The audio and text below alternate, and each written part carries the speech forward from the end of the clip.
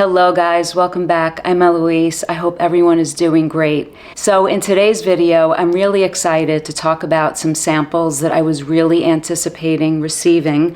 I received the 3 fragrances from the house of Les Abstrait. I heard so many great things about the 3 fragrances in this house.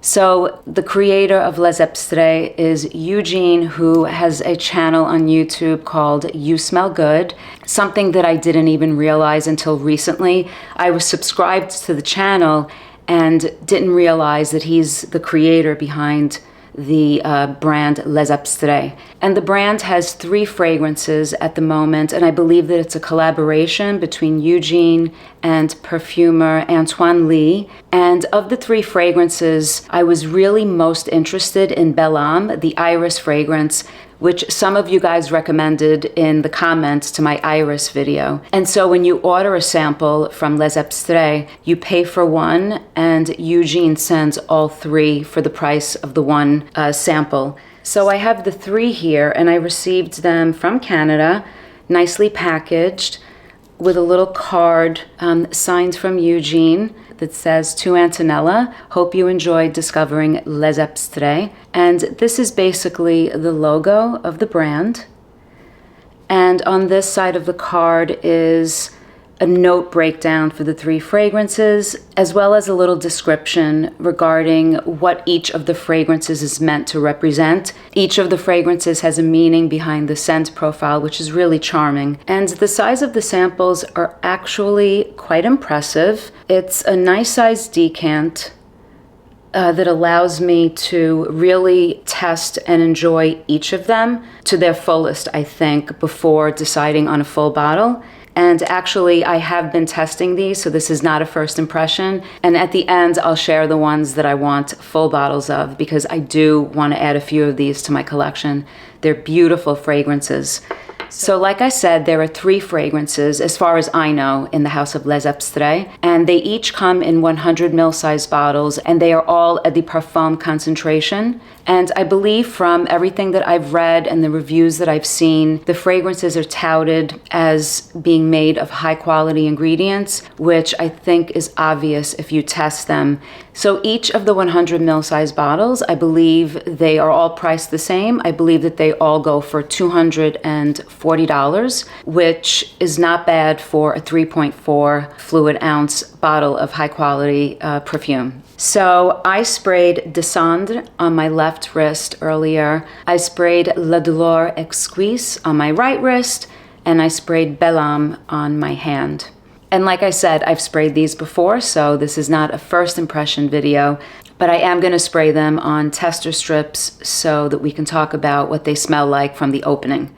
So let's start with Desandre, which basically represents one's rebirth from ashes to a rebirth of a person. I really enjoyed this one. So Desandre opens up like this leather fragrance. There's a birch tar note in here that's also very fresh and piney. There's green elements to this. There's also violet leaf. So even though I get that this is a leather fragrance, right from the opening it was apparent to me, even the first time I sprayed this, there's a freshness that comes along with that leathery texture to the fragrance, and it's definitely green. And to my nose, in my opinion, this opens up very masculine leaning for me personally, but it changes. So it's really piney, and like I said, I get that violet leaf, and it's a leather fragrance, and that birch tar is just perfect for me. I don't like leather fragrances with a heavy dose of birch tar that gets too animalic and too rough. This is absolutely perfect. And as the fragrance dries down, that piney green element starts to subside, and it's not as masculine, and I find it completely wearable for myself, for my taste in fragrance, for what I would wear. It turns into this really great leather fragrance that still has the touches from the violet leaf. That's what I get. I pick up on that violet leaf, and it still has a little bit of freshness, but it turns into this really great leathery fragrance that gets smoky. I get the smoky elements as it dries down. So on the tester strip, this is still very fresh and green and leathery and piney. It's very piney. It takes about 20 minutes to sort of subside, for that green pininess to subside, to the point where I'm thinking this is a beautiful leather fragrance that has smoky touches. The dry down on my left wrist is leathery and smoky, and like I said, that birch tar is just right. It's really well made in my opinion. I really like this one.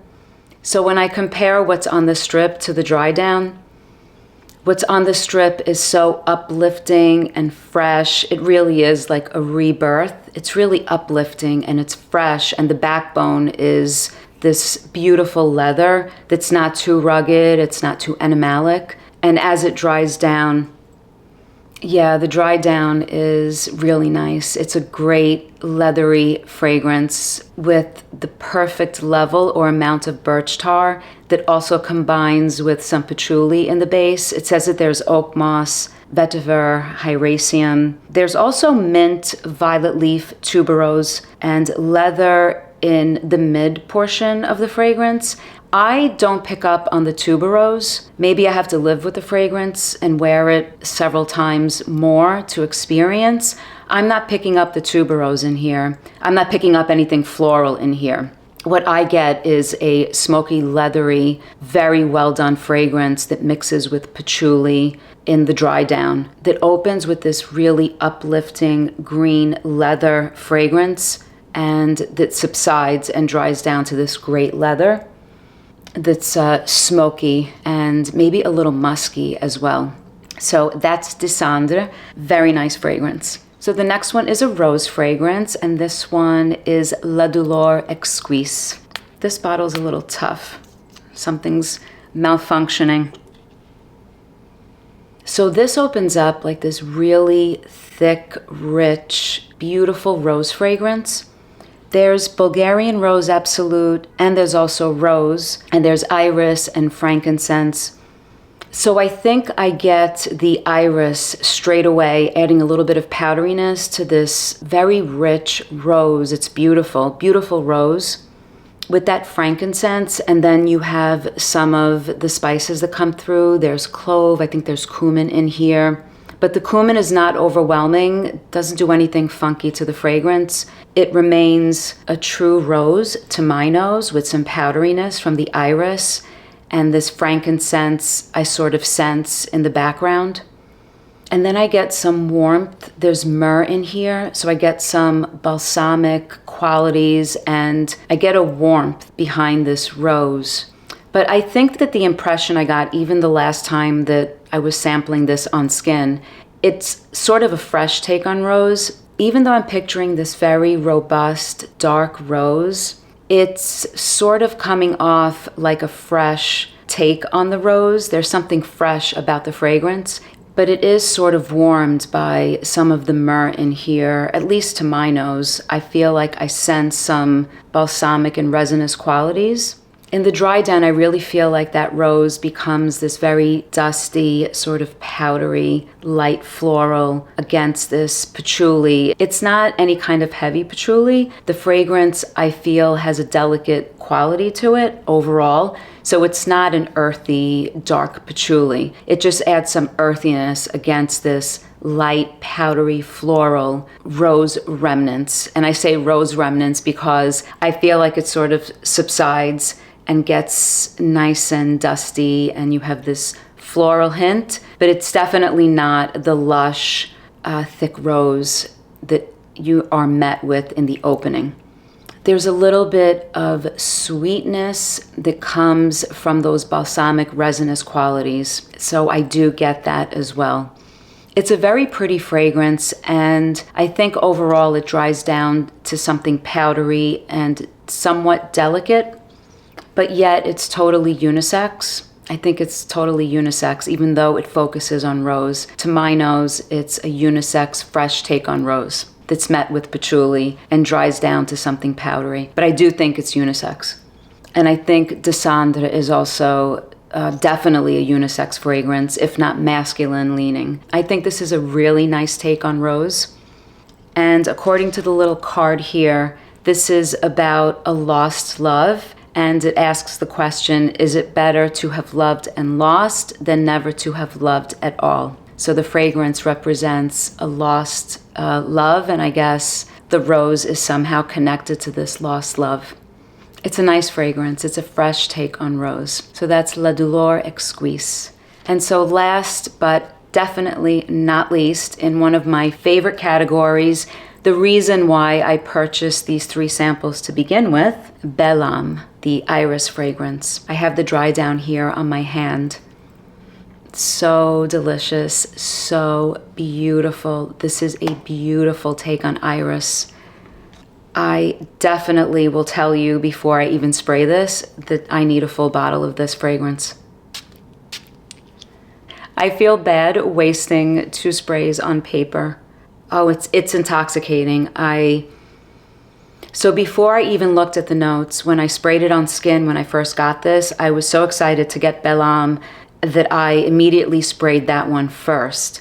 And without looking at the notes, I thought, this is a beautiful iris. It's so buttery, it's so earthy, it's so smooth, and I'm getting chocolate. I'm getting these chocolatey facets, and I thought, am I crazy? Am I wrong? And I looked at the card here with all the notes, and listed as one of the notes is cacao bean. So there are chocolate facets to this iris. It's a beautiful fragrance. It opens up as a zingy, there's ginger in here. It opens up as a zingy iris, earthy iris fragrance with this buttery, smooth, full-on iris that you can appreciate. And this just so cocooning. It's zingy and earthy all at the same time. That's what I love about this.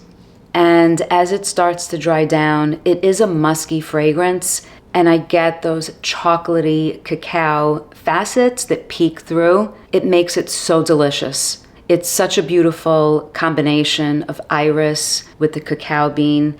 And to my nose, it plays a significant role in this iris fragrance. Not that it's overtaken by chocolate by any means, by any stretch of the imagination.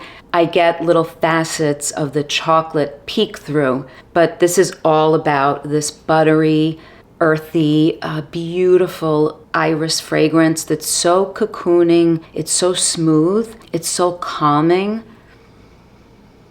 It's creamy, and there's sweetness that comes through with this fragrance. It's not too sweet. It's a nice warm sweetness, but it does get a little sweet, and it's just this beautiful blend between the iris and the cacao facets that come through and this subtle sweetness. It's beautiful. I love it. It's musky as well. And that zingy opening, like I said, it dries down to a more creamy, buttery iris. It does have a little bit of baby powder clean to it, not in a bad way. I love that aspect of some iris fragrances or some powdery fragrances, but this maintains a musky quality, so it doesn't go full on powdery, but there is a little bit of that baby powder clean to it, just a little bit. It's really great. It's really a calming, cocooning fragrance. I find this very calming for some reason. I love this. I need a full bottle. I will purchase a full bottle of this for sure. And there is sandalwood and tonka bean in the base, which explains that little warm sweetness that I'm getting here. And the sandalwood is in the background to my nose. It doesn't ever really come full force where it competes with the iris. It might just be part of the backbone of the fragrance. This remains a true iris through and through. It's really nice. It's beautiful. And Belle Ame basically means beautiful soul.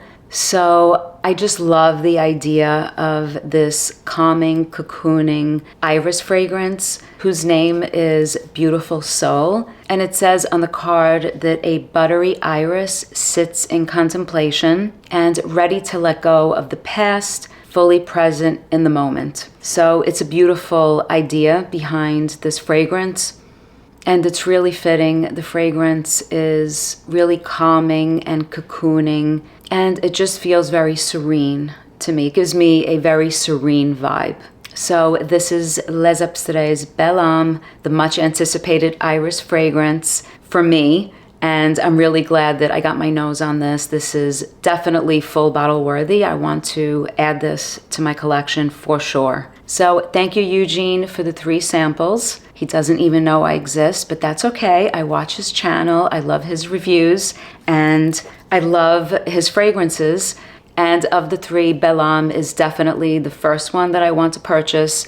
And then eventually I think that I would add Desandre to my collection as well. It's a great leather fragrance. I'm really enjoying it. So this is my take on the 3 fragrances from the house of Les Abstraits. If you guys have gotten your nose on any of them or all 3, let me know what you think. And as always, I appreciate you watching, your support, and your comments. Until next time, bye guys.